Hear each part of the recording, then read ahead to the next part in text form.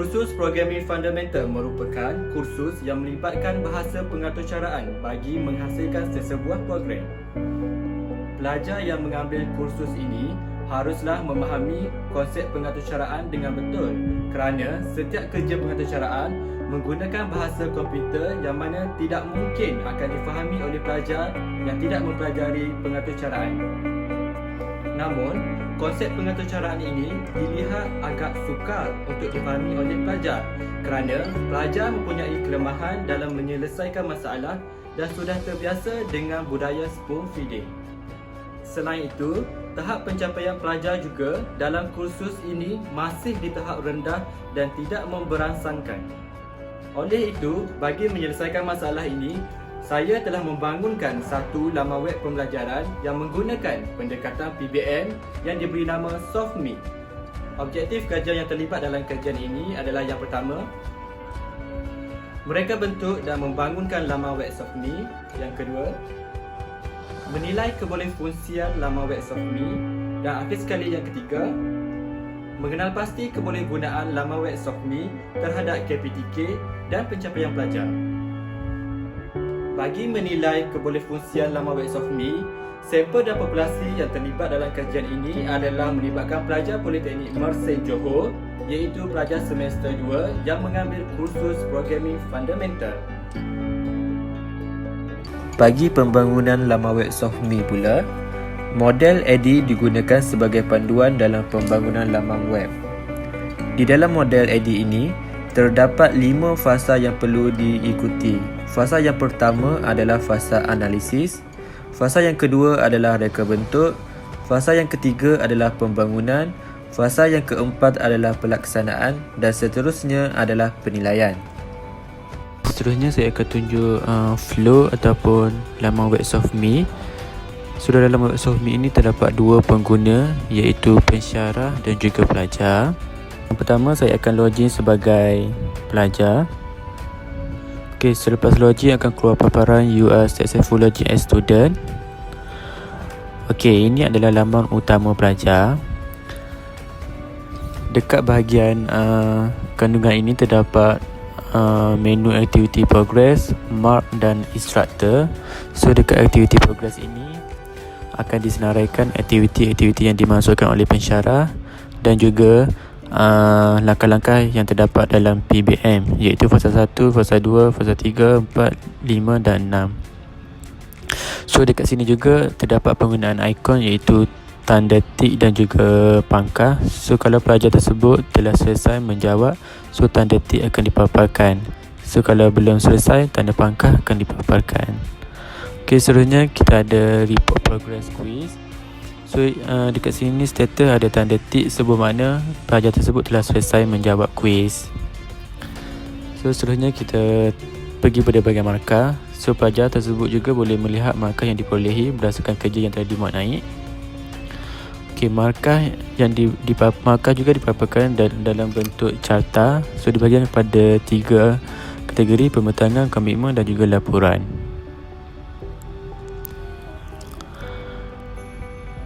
So dari segi kuis, dipaparkan semua kumpulan, dipaparkan dalam bentuk ranking yang paling tinggi.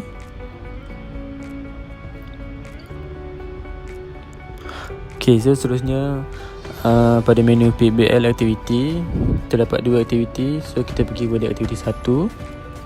So pada aktiviti 1, fasa pertama adalah problem situation. So dekat sini pelajar akan diberi situasi masalah. Pelajar perlu memahami masalah yang terdapat dalam situasi ini.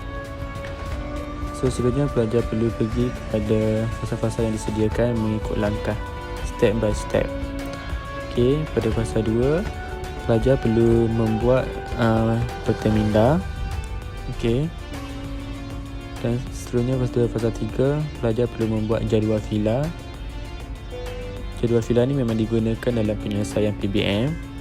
Okey. So seterusnya yang keempat, pelajar perlu membuat penyelidikan dan perlu sediakan report penyelidikan yang telah dijalankan.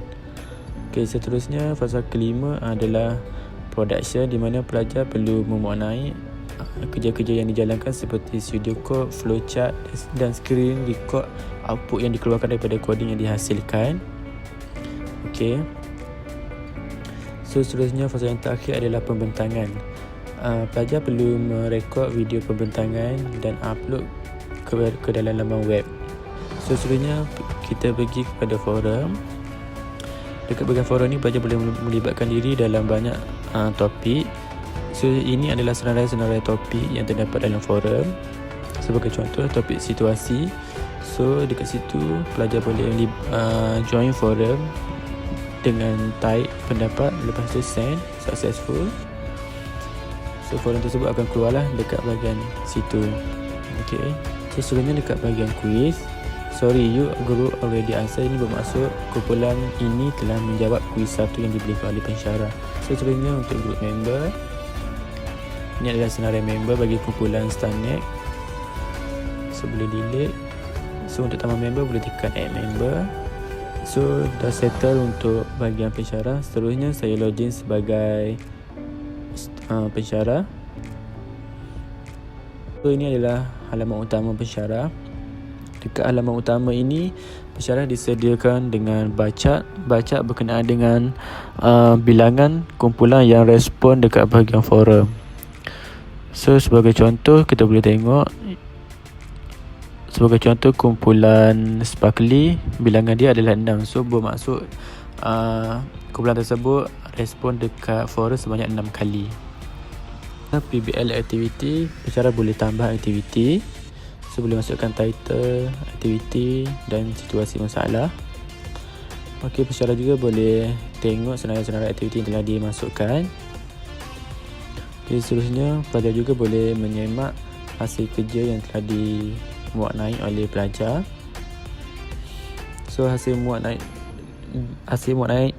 naik oleh pelajar dipaparkan dalam setiap kumpulan mengikut fasa. Okey. So kalau pensyarah ingin menyemak, pensyarah hanya perlu mendownload aktiviti tersebut. Mendownload aktiviti setiap fasa. Okey, boleh buka. So ini adalah hasil kerja yang dijalankan oleh pelajar. So seterusnya pensyarah boleh bagi markah penilaian. Okey. Pensyarah hanya klik pada button group.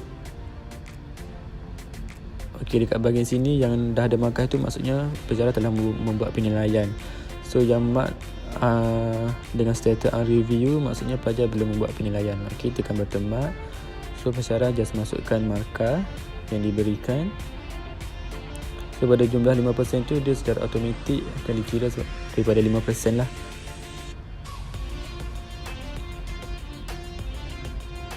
Okay.